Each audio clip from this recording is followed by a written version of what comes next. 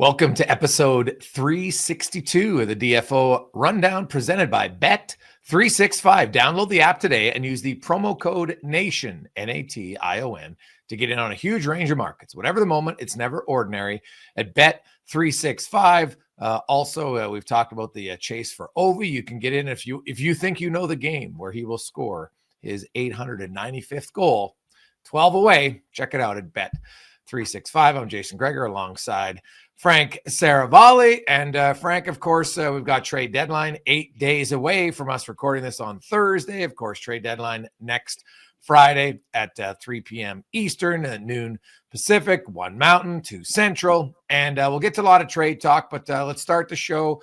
Something tonight you don't see very often, as Brayden Schenn will play his 1,000th game, join his brother Luke as only the 10th set of siblings in NHL history to each play 1,000 games, and the first to do it in the same year.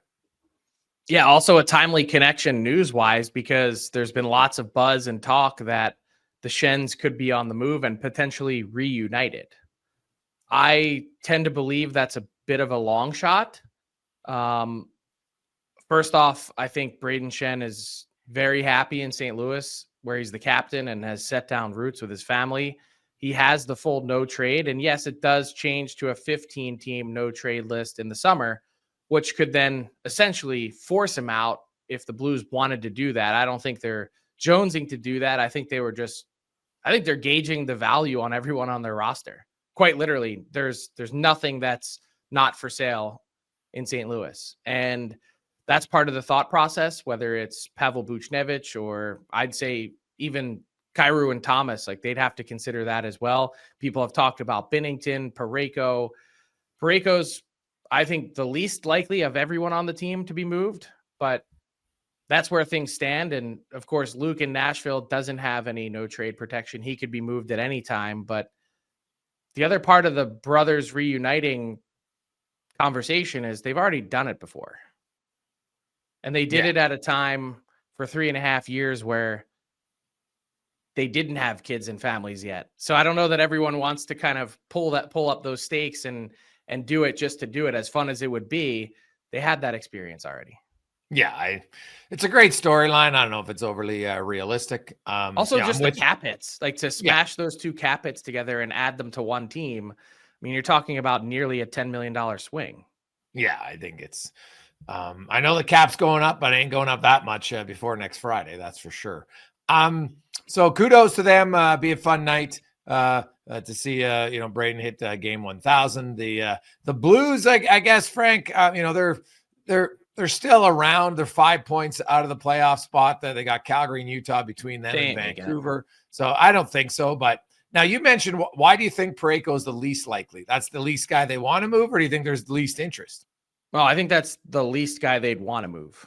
Right. Yeah. Look at that back end. It's old and it's experienced and it's full of no trade clauses. No. If you're going to be moving someone, it shouldn't be him. He should be the one guy that you use as the backbone of the team. Yes, I agree wholeheartedly. Now, let's we talked in the last pod about Eastern teams and trades and fits and stuff. We'll start in the West, and we got to start at the top because the Winnipeg Jets are rolling again. They've won 11 straight. They're playing how they were early on in the season when they won 14 of their first 15 games. They've put so much space between them and everybody. I think it's safe to say that they are winning the West for sure, the number 1 seed.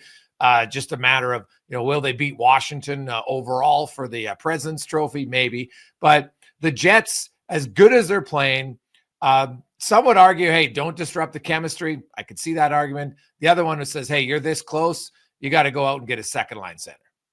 So who would it be for you? I've thrown a few out there. Brock Nelson is a prime target, I think. Yeah, I don't think there's a better candidate than him for Winnipeg. I mean, he is the premier rental center available on the market. And please, I know Islander fans aren't advocating for this, but how on earth could Lou Lamoriello make an argument that this team is still in the race? No, God. No, you say things like that to make yourself sleep better at night, I think, but I don't. Or to try and pump up your trade value as if someone's going to have to twist your arm to do the right thing. Yeah, it doesn't make sense to me at all. So I think that they are in move out now mode, and they got some guys that people would consider. I'm sure none more than him. And Kyle Palmieri's one. Then what happens if Yeah. you're able to move or want to move one of your defensemen that has term? There would be a ton of teams interested in a Scott Mayfield, for instance. Wow, the fact that Noah Dobson's name even came up. I don't see. Yeah, that's another one I don't put any stock in whatsoever. No, just because he's Not changing authentic. agents doesn't mean he's unhappy. Just he feels like now he wants an agent for a different negotiation. That's all.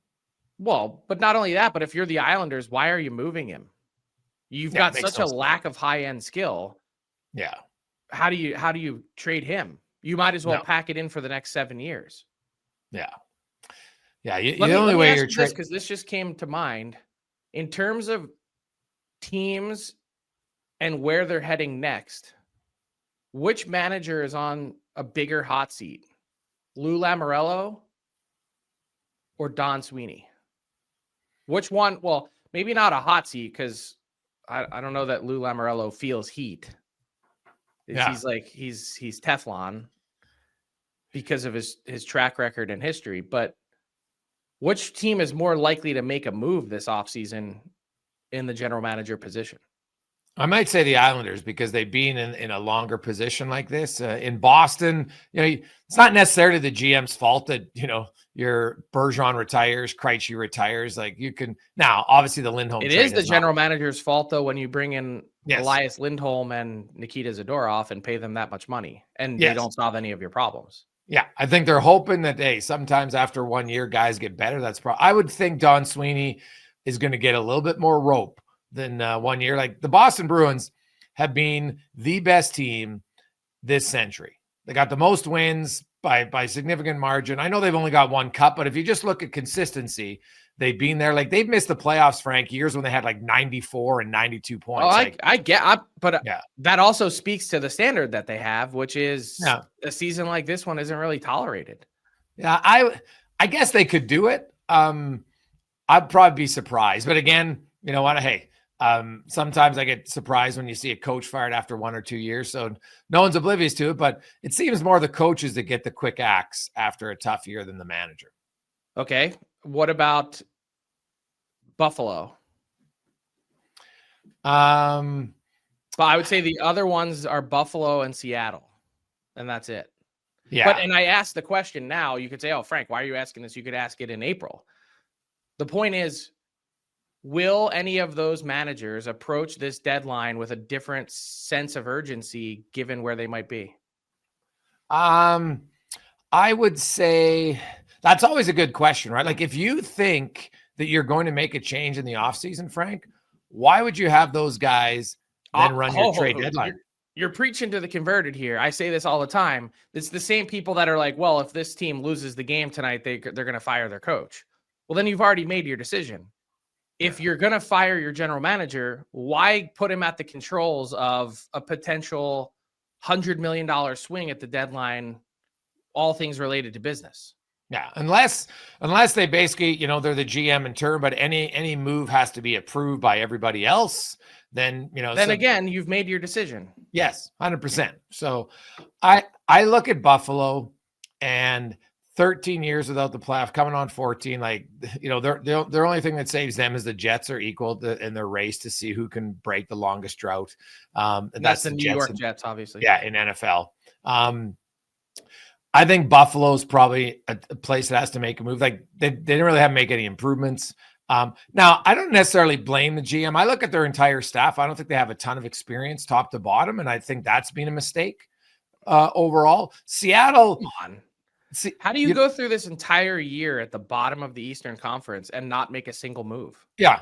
Well, hey, you're right. There's not a lot of experience there. And sometimes it's like, well, geez, I really like my players. Maybe we'll turn it around. Like you can't fall in love with your players that much, especially when you're not winning. Like that makes no sense. When the results indicate that the sum of their parts, just they don't have the ability to get it done.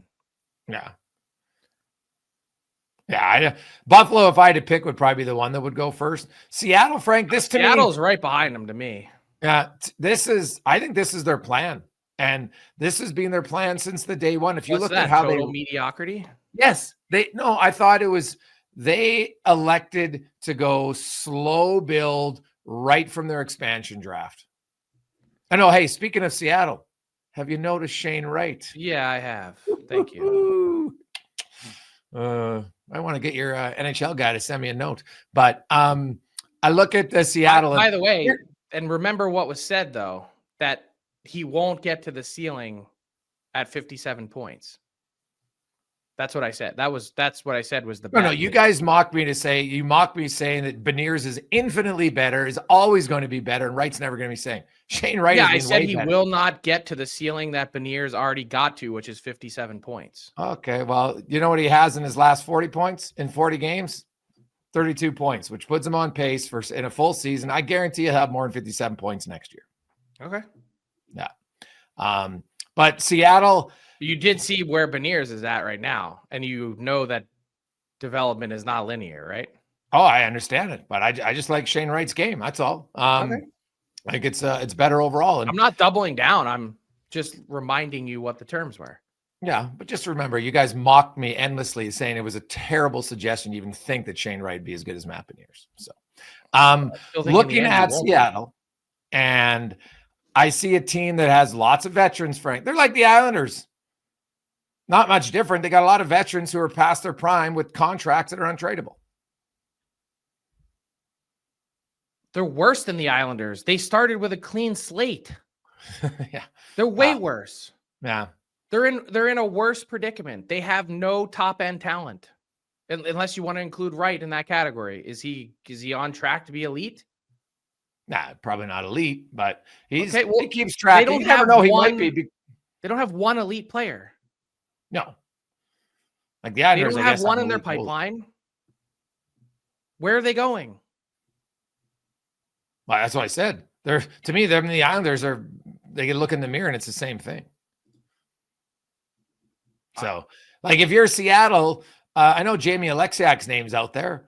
As you know, he's got lots of term left, but with teams knowing exactly what the salary cap is for the next 3 years, I think Jamie Alexiak would have some value if they wanted to move him. I just don't know if they'd get a great return on the value. You know what I mean? Like teams would be interested in Alexiak, I think for sure. But what are you really going to get that's going to help you in Seattle? So next year is year 5 and they're no closer. No, they're further away. Yes. I've never liked their plan from day one. I thought their plan was too passive. Okay, but they've got the most passive GM in the league. But ownership had to risks. Yeah, like ownership, I think, had to be on board with this from day one, did they not? I guess all I'm saying is, okay, so like let's talk about Alexiak and Burakovsky and Bjorkstrand and whoever else on their team. You couldn't trade Chandler Stevenson right now if you wanted to. No. So how do you get somewhere? You could keep those guys if you want, but you're 7th of 8th in your division today. Yeah. You're not getting any closer to the playoffs. You might as well burn it down. You're not generating any new fans or interest or buzz or like what's the point of hanging in this 20th to 25th place in the league territory? I think the problem is, so those 3 guys you mentioned, I think you could move them. How many other guys could you move? That's the problem, right? Like they got a lot of unmovable assets. It should be as many as possible. Yeah, but that's the answer to the question. They should be moving as many of them as possible. How many of them do you think are movable though, right? Isn't that their challenge? Yeah, I think that's fair. Yeah. But they just keep extending guys. Yeah, it's odd. I actually don't mind Bjorkstrand. I think teams would be interested in him. But a 4-year extension for Adam Larsson that kicks in next year? He turns 33 in November. Yeah, you know what? I think they could have got a lot for him, actually, had they moved him. A 5-year deal for Joey Decord at $5 million? Yeah. I don't know. I mean, I don't know. A guy like Larsson, maybe there's something I'm missing. Yeah, I think Larsson can help your team. And sometimes but why do you want him to help your team? You should want him to help someone else's team in exchange for something. Isn't that the name of the game?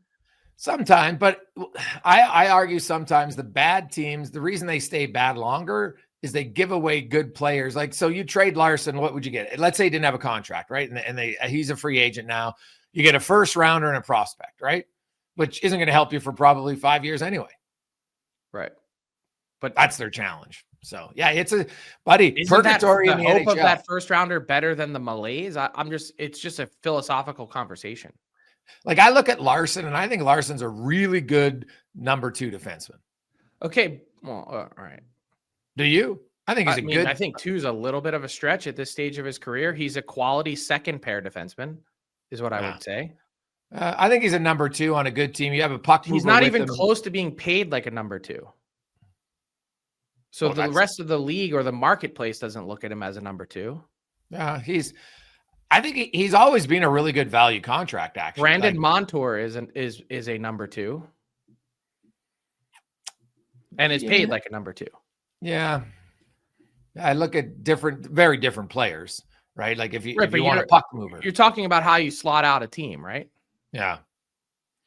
But like, is Vince Dunn and Brandon Montour, Alexiak and Larson, it's not a bad top 4 when you look at it that way. They just don't have any offense, Frank. That's their problem. Like, but think about how this season has unfolded. You re-sign Adam Larson on September 9th before camp opens. 4-year extension. Had you just gone into this season and been in the same spot that you're in now, what would you be able to get for Adam Larson if whether he's a 2 or a 3 or a second pair guy right now as an expiring contract on another lost season? Yeah. Well, to me, their move was like Chandler Stevenson, what they paid him didn't make any sense. Made no sense. Now they got a long-term contract for a player who isn't going to come close, I think, to living up to his contract. So you'd been better off just not signing him, giving your other guys a little bit more opportunity. Like, they're on track for 74 points. Yeah. Like, Wright's development has really helped him because he's had a really good year. And if he keeps developing, that's a good sign, but they're going to need more guys than just him for sure coming through the pipeline. And they got to find some spots for him. That'll be their challenge. Tanev get moved.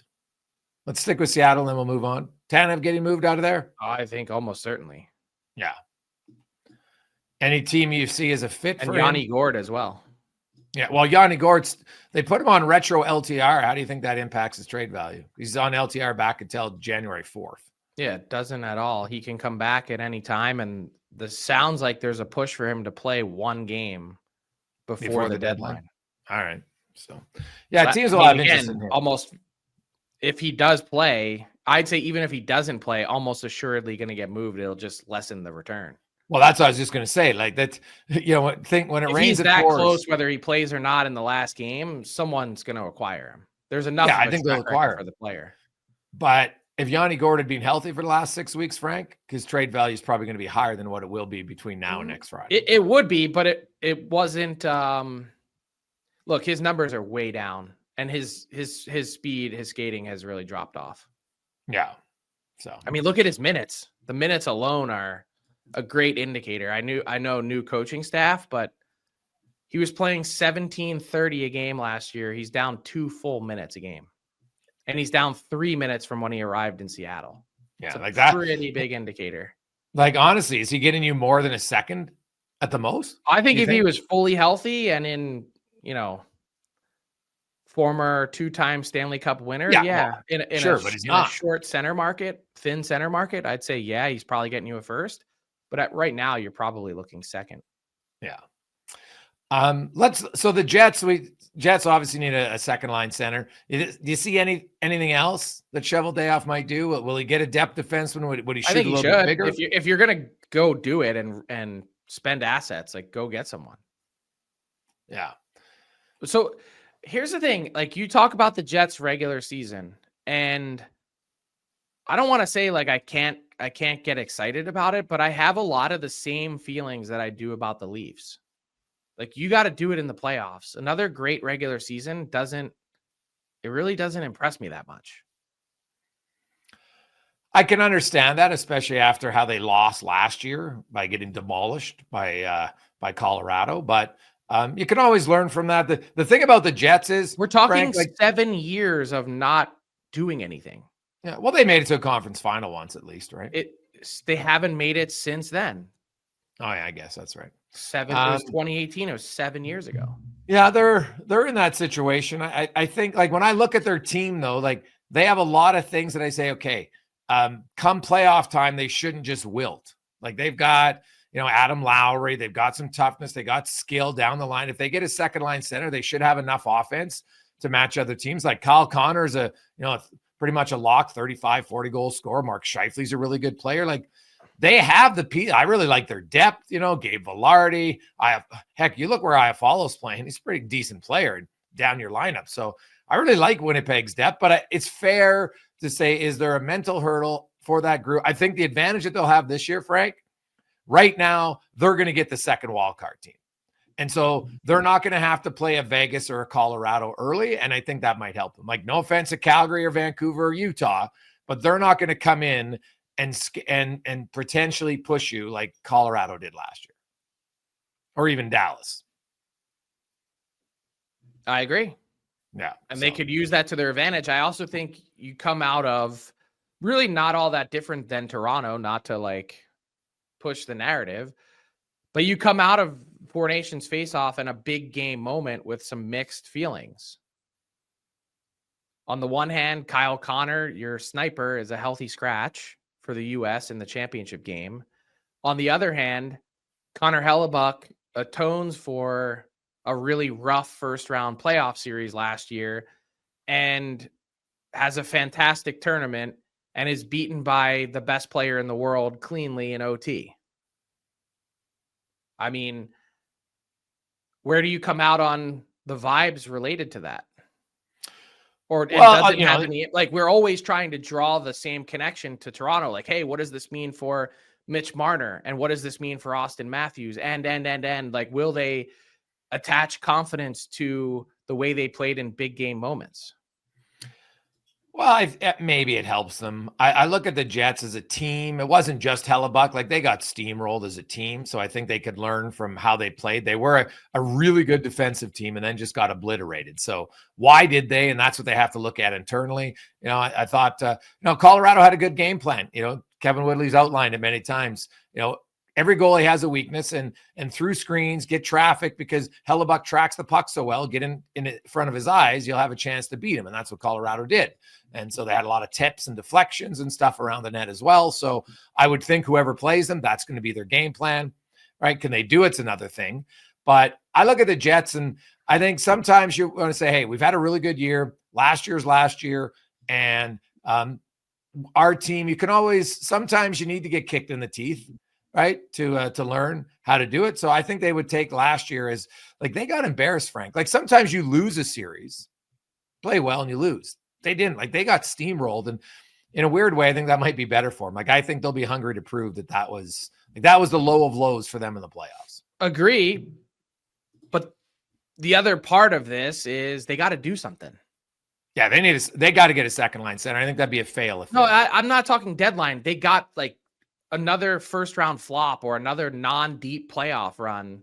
I think they have to reevaluate things. Why would we not talk about their core in the same way that we're talking about the Leafs core? Oh yeah. If they don't win this year, I think totally valid. Yeah. I think it's a low hanging fruit comparison, but we don't talk about them with any of the same juice that we do the Leafs guys. And they've been together longer and have had, aside from the conference final run in 2018 with a different set of players, they had Blake Wheeler and Stasny and a whole separate group. Well, they got some key guys like Ehlers and Neil Pionk are both UFAs right now. So they might be making changes regardless, even if they win a round or two. So, well, and then you have to ask the Kyle Connor question of how much are we paying him? Yeah, that's another one. Yes, for sure. So the Jets are good. I don't think there's any question, man. And to reel off the long runs, they've had two different ones this year. It's pretty impressive. They'll go for 12 tonight. So I like them. Let's stay in the Central. You look at Dallas, Colorado, Minnesota. They're all kind of bunched up. The Dallas Stars have lots of LTR. We've heard the Seth Jones rumors. Do you think Jones goes to Dallas? No, not happening. Not happening. No, I mean, look, the Stars have to pay their young players. They are fully cognizant of that. You can't bring in someone with that kind of term and dollars, even if you're projecting, hey, Chicago is going to retain $2 to $2.5 million on Jones. It's you did everyone see Thomas Harley at Four Nations? Like, this guy's on the rise. He is one more year before you have to pay him, and you could pay him as soon as this summer. What about just going through their list right now? You finally need to take care of Matt Duchene. You have to pay Wyatt Johnson. At starting this summer, again, you can pay Logan Stankoven. Your next wave of players, and then a year from now, Jason Robertson. How are you possibly going to bring in Seth Jones? Not only that, but I don't believe the Stars have made one call to Chicago about Seth Jones. Where this has started is Seth Jones has said, I'd like to go to Dallas, but the feeling has to be mutual. That's how these things work. So I have to say, what'd you think of Seth Jones' comments on Tuesday night? I thought they're pretty accurate, to be honest. Like, I thought they were self-serving and disappointing. I don't know. Did you see that game, man? Like, I did. I actually watched the game in its entirety. Utah had 93 shot attempts in that game. 93 to 39. I watched the whole thing. And Seth Jones scored the only goal of the game for the Hawks. Yep. Yeah. But self-serving in the sense that, Seth, you haven't spoken up one time in 4 years. Now, all of a sudden, on the back end of Four Nations Faceoff, you decide to announce vocally and publicly that you'd like to pursue a trade. And now you're going to be critical? Now, all of a sudden, you have a voice. Yeah, I've heard. That's tough, man. Yeah, see, the concern I have in Chicago, Frank, and I've heard from a few veterans that there's very little accountability right now in the organization. Accountability for how they play, and that it's carte blanche and you just play. And I can see some veterans after a while getting frustrated with it. And like okay. But Seth Jones, sir, like, again, let me recap this for you. You make so much money and you're not living up to it that they have to retain on you in order to move you, one. And two, you play 25 minutes a night. You're on the ice more than anyone else. You have the ability to impact the game more than anyone else. If it's so bad and you're so good, why is it that you're not changing the game? I know it's not a one-man sport, but the comments are they seem disingenuous. You can't all of a sudden start speaking out with your frustration and your issues with the team building when you haven't said anything before you voiced that you wanted to be traded. It sounds like you're just building a narrative and turning up the heat. That's what it sounds like. Yeah, but I could see that argument. I can see the other argument that at some point you reach your wits end and you're like, hey, you know what? Because let's be honest, when Seth Jones signed there, that's not what he signed up for. They weren't going in full rebuild, right? It's a different. I get it from his point of view, for sure. Yeah. But if you were in that room, wouldn't you be saying what I'm saying? Yes and no, because I didn't hear from you at all the last 4 years, bud. Yeah. Yeah, and you don't really ever hear from him. That's the thing. He's not a big vocal person. That's my point. 3 days in a row to start off after Four Nations. I want to be traded. Next thing, I want to be traded to a competitive team. Next thing after that, we don't have any support here. Yeah, well, the last part, though, Frank, we've heard whispers of that for a while. Like, if you watch how the Blackhawks play, right? Look at how defensive their organization got when Bissonnette pointed out that pond hockey isn't. You got to get away from some of that. Like, it wasn't even that critical of a statement, and they went over the top. And by the way, they never said that part was incorrect. They went to the low-hanging fruit like a troll online about, oh, look at his career point totals. That means that he's not as good. To me, I think the organization has to really look internally. And so sometimes you don't like what a player says, And you might not even like the I'm not timing saying of it. there's not validity. The two things can be true at the same time. What he's saying is correct. I'm just saying the timing and all of a sudden the volume being turned up is what's disingenuous. Well, disingenuous. You could say it's self-serving, but at some point, hey, if you want to get moved out, this is the playbook. This is the plan. You go through your checklist and you just start shitting on everyone. Is that what you do? Well, if you really want to get traded, historically, yes. Because maybe behind closed doors, he asked for a trade for a year and a half and didn't make it public. And then finally was just like, well, that's not working. So now we're going to turn up the heat. Like, I can't say that, but I could see how you do it. Honestly, I could see how you do it. That's what I'm saying. It's all part of a playbook and a game plan. It's as transparent as possible. But it's also not false. Correct. So what's the issue? He shouldn't do it? Self-serving. That's all. But it's also truthful. Sure. Right? Like I said, both of these things can be true at the same time. Yeah, and that's fair. I think Chicago is going to have to do a big internal look to say, okay, like, what are we doing? How are we going to get better? And we have to hold everybody in our team accountable. If we want to be a better team, then we have to be a better team collectively. I don't know if there's a bigger coach hire in the league than this next one in Chicago. Yeah, but honestly, Frank, it's the coach is one thing, but it's the management has to look and say, okay, are we going to support the coach? Because we heard, well, Luke Richardson was too hard on guys. No, he was not. He was the opposite. Yeah. Or that he didn't. Well, he also didn't. They said, well, he stifled offense, right? That was the other criticism. I think the criticism was that they played games to not lose big. That was their mindset. Right. Well, loser mentality. But again, not wrong when you look at their talent pool. Like, there's another team. We talked about Seattle, and I know they got Bedard in Chicago, but the Blackhawks aren't close to being competitive. Like, well, not right now, but the difference between Chicago and Seattle is they've got elite pieces that are in their pipeline. That's different. Sam Renzel, I think, is the next Brock Faber. Oh, wow. That's a bold statement. All right. That's not even talking about number 2 overall pick Artem Levshunov. Yeah. Who is going to take some time, but if you've got your back end figured out with Renzel and Levshunov, maybe throw in a Korchinski somewhere.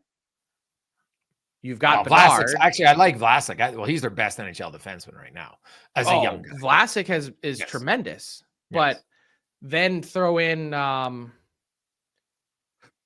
I think, you've got Nolan Allen as a ready-made third pair defenseman. Like, they've got a lot of boxes checked in their organization. They've got a ton of bottom 6 help or middle 6 help along the way. They just need more top end talent up front. They desperately need a center, and they could desperately use a center with some size. Oh, well, I don't see them getting one at the deadline. So no, you're right. Do you outside of Seth Jones, do you see any other Hawks? Well, I think Donato's going to get moved most likely. I would think so. Right. Anybody else? I mean, I think if teams were looking at the idea of uniting the Schenn brothers as a way to do some one-stop shopping, like, why wouldn't you, on a lesser case, non-brother scale, why wouldn't you try and go after like Connor Murphy and Ryan Donato in the same trade? Yeah, I can see that. The same package. Man, Connor Murphy has one more year left at $4.1 million. If you knock him down into the Jake McCabe territory? Teams should be tripping over themselves to make that trade. Like, that trade by Toronto was a phenomenal trade by the Maple Leafs. Like, Jake McCabe at $2 million for a few years was an unreal deal. So, yeah, if Chicago did that, like, I'd be wondering why they do it. But Connor Murphy would have massive value if you did that. There'd be a lot, like, summer. The Edmonton Oilers should be jumping all over that because they could use a right defenseman. There's no question. I don't know. I don't think Donato necessarily helps them, but Connor Murphy for sure.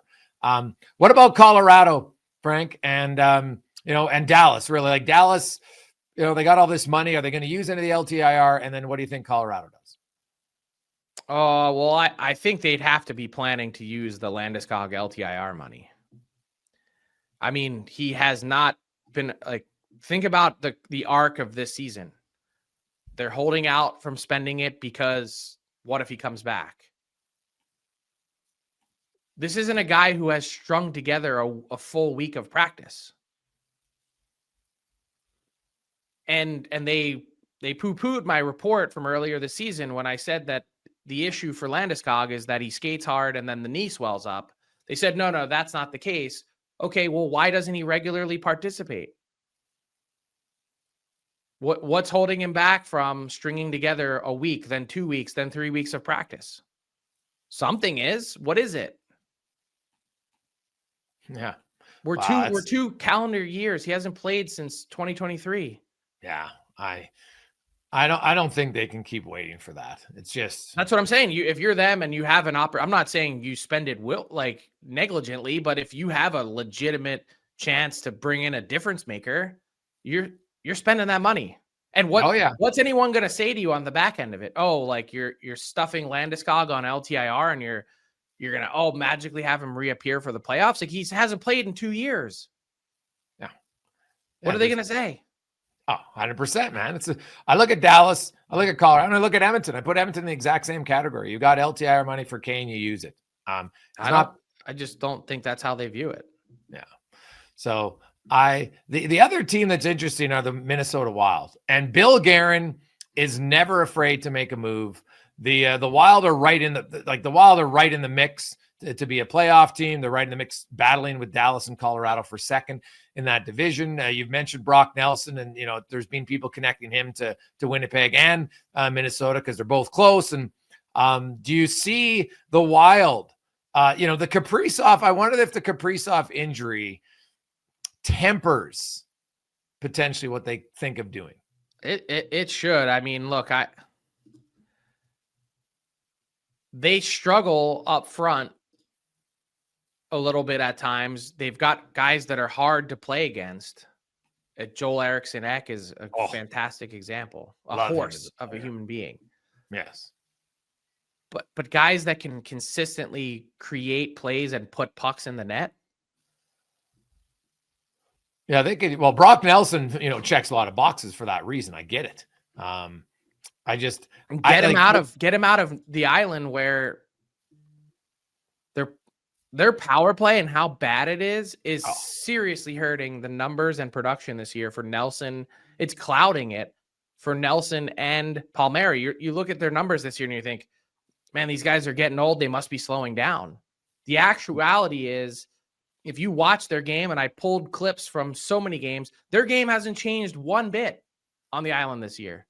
No. They are the same players that they were last year. They're getting literally zero production from their power play. No, it's all, them and the Flyers power play is it's nuts how bad it is. But that's why I think Brock Nelson. But your question was, should the Kaprizov injury temper what they do? I think you have to be mindful and say, look, the way these injuries have piled up so far this year, maybe you have to. Yeah. Because that's why I wonder and Bill Guerin, that is he's not afraid to be aggressive. That's just his nature. And I think it's worked. He's made some really good moves. They're going to be a tough out. God. Oh yeah. Minnesota, even if you beat them, you'll feel the pain in a series against the Wild. And that's a great thing to hang your hat on, but is this your year to really go after? Because we don't have a lot of clarity on the Kaprizov situation, and I don't want to speak in any absolutes, but what I've heard behind the scenes is that he's not really that close to coming back. Yeah, well, that's not good news at all for the Minnesota Wild, and could impact what they do at the deadline. Moving over to the Pacific, suddenly the Pacific is a 3-horse race for first place. The LA Kings have, the Oilers have lost 4 in a row, so they've opened the door. Vegas is kind of humming along at 500, just below, and the Kings, who still have 2 games in hand, are within a few points of both of those teams. So you look at those 3. Shea Theodore's injured for Vegas. The Oilers, to me, they have to use the LTR space for Evander Kane. And then the LA Kings, let's start there and we'll work our way up from LA to the top. You look at the Kings and how they played recently. They made some big changes to their roster in the offseason. They just got Drew Doughty back, and he looked better as that tournament went along in Four Nations. I think it, gave him a lot of juice. He comes back. He's fired up. He's always been an emotional guy. Loves the game. I think you can see it all the time. And he now comes into the lineup. It's only going to make them better. What do you think Rob Blake does here? And, I don't know if he's going to take a huge swing, but LA could be a team that, one or two good additions could really make them a tough out in that first, second round in the Pacific. I could see them taking a huge swing. In fact, I could see them and Vegas both taking a huge swing. At who? Tell me that either one of those teams couldn't really look, you could say this about 25 teams, but couldn't really use a Mikko Rantanen at $2.35 million. God, yeah. Well, man, if Rantanen's out there, holy cow. That is, to me, that's the story of the trade, because you're right. Like, who wouldn't want him? Yeah, but I'm looking at those two teams in particular. LA they're in this first round and lose phase. Yeah. How do they get to the next level? Doing it again this year, 4 years in a row, coming out of the rebuild and still not having any young, aside from Byfield, any young stars to talk of, speak of. Brandt Clark. I think they like Brandt Clark. They like Brandt Clark, but he hasn't proven yet that he can be a star or a superstar. Yeah, another scorer would definitely help LA, no question, right? Like, I like their depth. I like their size. It's not just the scorer; it's the body, the frame, the way he plays. I think it just fits. Yeah. Well, it's funny. Edmonton could use him because they need a top scoring winger. LA could use him. Vegas could use him. If Rantanen legit goes to the market, just in the Pacific Division, you could have a 3-team bidding war. Yeah, I don't see the Oilers having the goods to do it. No, you're right. They don't have a lot. That's valid. Not that the Golden Knights, Vegas, what does Vegas have? Yeah. Maybe they're trading a roster player. Yeah. But well, trust me, there's roster players Edmonton would trade. I just don't think they have any value. That's their problem right now. They got a lot of guys making some cake who are doing nothing. So that's their problem. But Vegas, do you think Shea Theodore is back before the end of the regular season? I don't know. I couldn't comment. Because that obviously impacts them a lot, right? It's probably going to be LTIR. Close, but you know that the league is and everyone else is going to be on them. There's not going to be sneaking anything through. Well, it would all depend on which bone in the wrist he broke, right? Because there's, the healing timeline, depending on which bone it is, that makes a difference for sure. So I don't know which bone it is, though. Yeah, I don't either. Yeah. What about Vancouver, Calgary, and Utah? You've been talking about Utah and how I think Utah is in the mix. I would not count them out. And another team, oh my God, could you imagine? They've got the assets and the coin to get Rantanen. Yes, they are. That's the team for sure. If you're looking for getting multiple pieces, they could easily. I think they were calling on Rantanen before Carolina. Yes. Yeah. And man, again, we're operating under a pretty big hypothetical here that he would be on the move or could be on the move. But how would Colorado feel having him land right back in your division or in the West? That's always a risk when you trade him, right? Well, not really. You're thinking this team is going to get him and keep him. And we're sending him to the East by design. Yes, but it's out of your control is what I mean. At least when you have him, 100% you can control where he goes in a trade. But if you weren't going to sign him, then the opportunity of him signing as a free agent anywhere opened up, right? So they went with the team that they thought, hey, they've needed a superstar for a while. They got some money. They could afford him if they wanted to. So, let's do it. I get why they did it. And they got some good players back. Let's make no mistake. But, I like Marty Nathan. Count out the Utah Hockey Club from making the playoffs. No, I don't think you can. Now that their defense is healthy, they're taking a run. Vancouver has, seemed to be playing a lot better, though, as of late. And speaking of Utah, a lot of people have asked about, hey, could Karel Vejmelka be on the move? I think the recent goalie extensions have made it a lot easier for them to develop a market value price, and I think they've made progress on an extension. But and the thing is, if they're going for it, why would they trade him? You know what I mean? Well, they've got the ability, they were in no different of a situation than Washington, right? They've got the ability to, hey, we could reinvent our tandem if we wanted to. Both these guys need new deals. No. But I'm saying, like, if Utah is pushing to make the playoffs this year. Oh, yeah, I agree. It makes no sense to trade Vejmelka right now. Like, Connor Ingram is struggling mightily. So. Yeah, and look, but the other part of it was, what if they were out? That's why people started talking, because people were operating under the conclusion that they're not going to make it. Yeah. But I said all along, like, seriously, go rewind the pod. Utah, once they get their defenseman back, is going to look like a different team. I was thinking they were going to get them back the first or second week in March, leaving them 4 weeks to make a run. They've gotten them back even earlier. Mm-hmm. And they're really not that far out. They're one stellar week away from being in the playoffs. Yeah. No, it makes for fascinating. You're right, though. They get their defenseman back, and they're good. And that's why the Vejmelka trade just never made sense to me. Too. Yeah, like, it just made no sense to me. And the other guy they got back, Dylan Guenther, right? He comes back in. That's a huge addition to them as well. Like, I thought the fact that they were able to stay in the hunt without him, Frank, that's a credit to that team. Like, they battled some major injuries, and now that they're healthy, yeah, you can't count out Utah. Like, if you gave me, I'd have to look, what the odds were right now. I don't mind Utah's odds to make the playoffs at all. Like, I'd have to look deep at their schedule and, who they're playing and stuff, because that does matter, but they're playing way better now, and their team is way better, and I think they're the healthiest they've been all year. So, yeah, that'll help them. So I don't think, to answer your question about the Flames, and then we could talk quickly about the Canucks. I think Calgary made their big move. Yeah, I was just going to say. I think they're going to monitor the market and see if they could find something on the cheap that could help them maybe squeak in. Like, we're talking last hour of the deadline or on deadline day. If there's a pending UFA or two that haven't moved and they could swipe, that's what they're going to do. I mean, they're going to keep calling about the likes of Dylan Cousins or other game-changing younger forwards or players that they could add into their mix.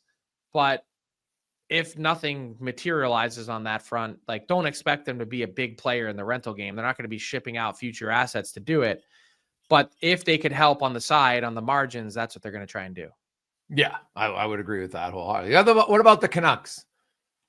Their big move was made too. You see them making another big one? I mean, I think they're open to anything. Like, if someone came calling with a good, solid deal for Pettersson, they would do it. Yeah. I think my chance of my hair growing back before the trade deadline about the chance of a team giving you a good offer for Elias Pettersson. I agree, but maybe they throw you something that even isn't good that makes you think and says we might not get better later. Yeah, I think it's a long shot that he moves before the deadline. Like, just to be candid, but as far as the rest of the group, like, they could still use help. There's no doubt about that. Yes. No. So I'm interested there. Let's ties away. Why wouldn't someone be taking on Susie? Well, why would they be trading him? That's what, like, they finally got it to defense score better. Yeah. They want to trade him. They sent out a memo in no different way than the New York Rangers did about Trouba and Kreider. And they said, Carson Soucy is available. Come get him. But, Trouba got dealt. Kreider never got dealt, right? So I wonder if they maybe were like, okay, that was maybe a little bit of an emotional thought. And then we changed our mind. Because to me, your defense core is now Quinn Hughes is back. And I know they played 7D, but it's getting back to healthy. You've talked about all year long you want to have a better defense core. Carson Soucy is in your third pair. That's a pretty good defense core. I agree. And if some team could somehow, I don't think Vancouver is willing to retain. I think that's the whole point, is they want to move off the $3 million. But having Carson Soucy for 1 year next year at $3 million is not a bad contract to have. No, not at all. Yeah, that one, I don't know. It's perplexing to me. So I don't get it. Ties away, sick, but Patrick is filling in for him. Pat, how you doing, my man? Good. Yourself? Pretty good. Fill in the blanks, brought to you by Bet365, proud partner of the DFO Rundown. Open an account with Bet365 today. Bet on a huge range of markets. Use code NATION, whatever the moment. It's never ordinary at Bet365. Yes, Ty sick day, so I'm filling in. He sent me these questions last night, so if you don't like them, we can blame him later on. But we'll start. I know you guys talked about this a little bit off the top, but maybe this will just be a quick answer for fun. If there were to be a team that could acquire both Schenn brothers, it would be blank, and we'll start with Jason. Like, I know they talk about Toronto because of the little added grit, and I'd have to look at and crunch the cap space. I'm not sure they could. I think honestly, the team that could, I don't think they would, but the team that could easily would be Utah. They have the space. If they wanted to do it, they could do it. So I guess I would go with them. Okay, Frank.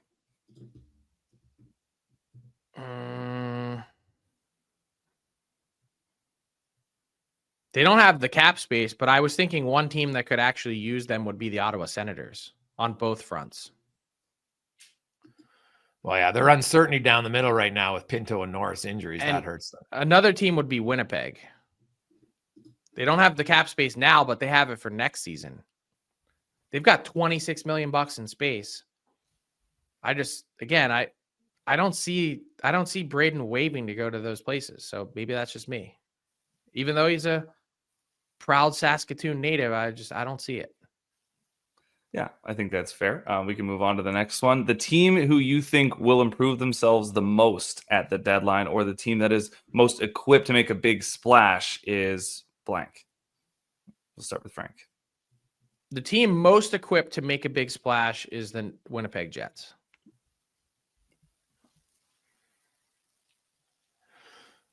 Well, I think the team that I think is most equipped actually is, I think, the Dallas Stars, if they want to, just because they got all that space and they're a really good team. And then my wild card would be the Utah. Well, Utah for sure. Utah has it, but I think they probably should be somewhat measured in terms of how they approach it, right? Yes. Because you might not get, just because you make the move doesn't mean you get in. And then you sit back in the summer, you go, would I have really done that now as opposed to doing it then? Yeah. The other team, Frank, who I look at to say, you know what, you mentioned the Jets for sure. Now, I don't think they're that good, but the Detroit Red Wings, are on a roll, and they got a boatload of space. If they want to, they could make a splash. Right, I think, but they're not all that dissimilar to Utah. I know they need to get in, but they're in. They're really going to regret it. Yeah, but Detroit's already in, so they're a position ahead, and I think there's pressure there. They want to get in. I think Steve Yzerman could swing big here. Okay, good answers. And final one I've got for you: the rental market seems to be a little bit thin, but there are a few guys with terms. So the best defenseman that could get traded ahead of the deadline will be blank. Go ahead, Frank. Best defenseman that could be traded? Well, or will be. What was the question? Could be or will be? The best defenseman that gets traded ahead of the deadline. So will be. That gets traded.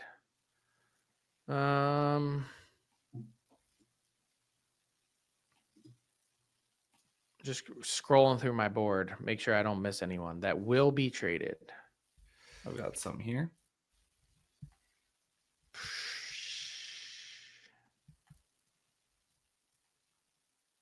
Man,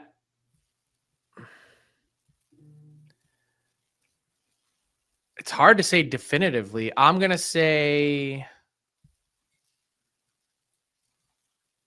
Jamie Alexiak. I just can't say with any degree of certainty that any of these other guys move. I don't think there's been a strong market for Rasmus Ristolainen. I don't think Seth Jones gets traded. Bowen Byram is a candidate, but someone's really going to have to make something happen in the next 9 days.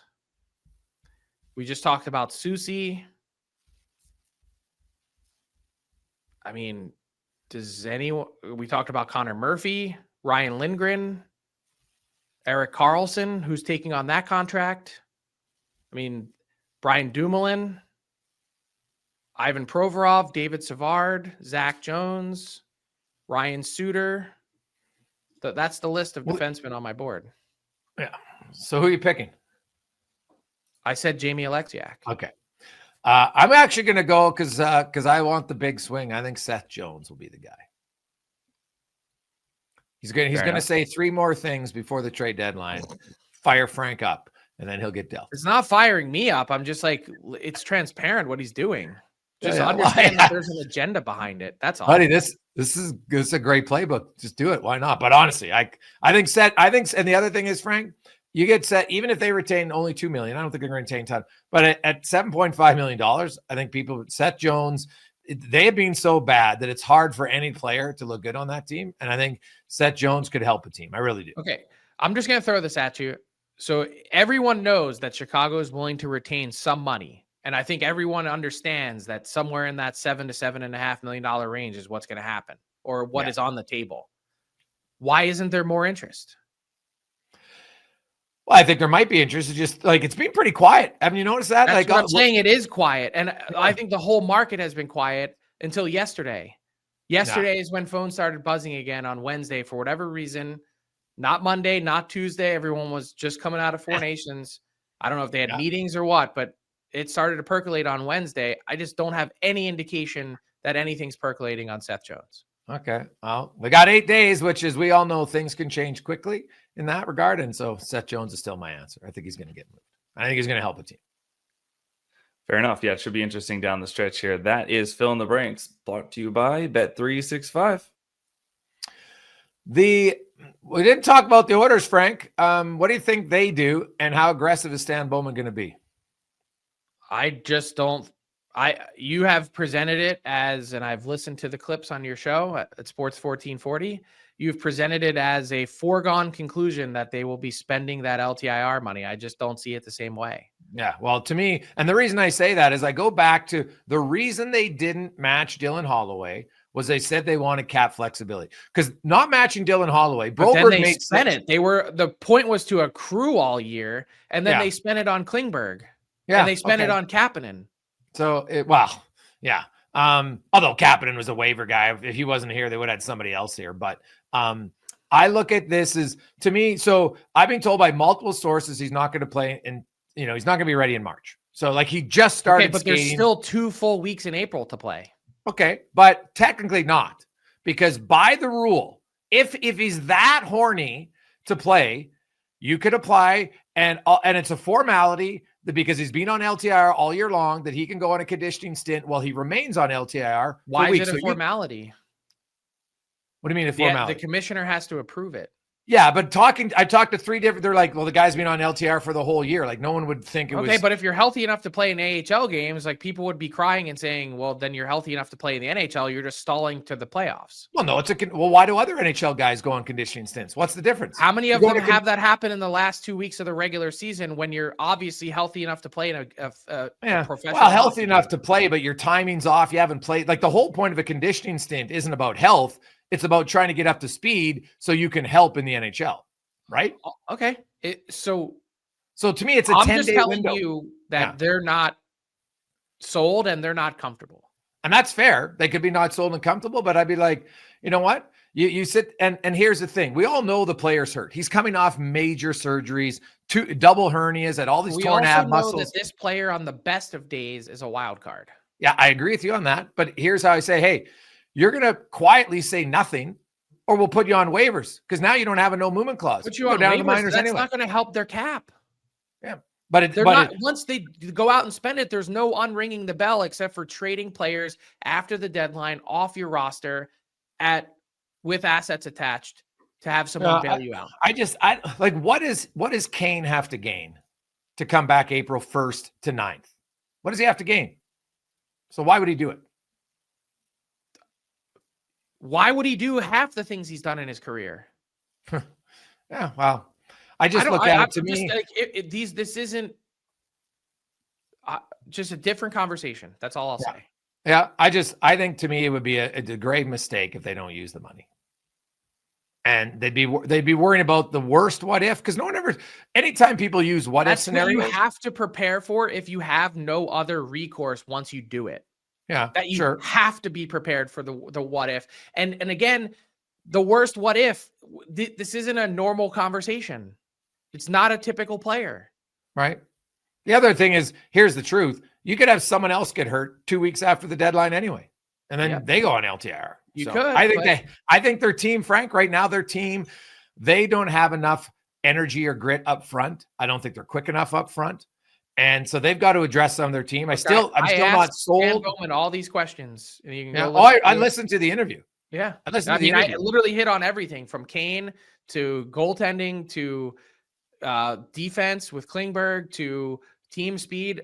Didn't leave anything on the table. So he did not seem to be nearly as concerned. And I know that was taped on Friday before this 3-game losing streak, but 3 games isn't going to change a team's overall philosophy in a season. I really don't believe it. But I would look at I think Edmonton, they have not been fast enough. They have not been physical enough all year. That hasn't changed just because of the last 4 games. And the other thing is, since November 15th, even when they were winning, 27th in odd man rushes, 5-on-5 against, 25th in high danger chances off the rush. They've been leaking there. Even when they win, they were able to overcome it. Now they're not. I think they've had the underlying weaknesses all year. And I think the GM has to address it. If not, I think the chances of the Oilers going deep in the playoffs are infinitely lower. If they only make one move, they're not going deep.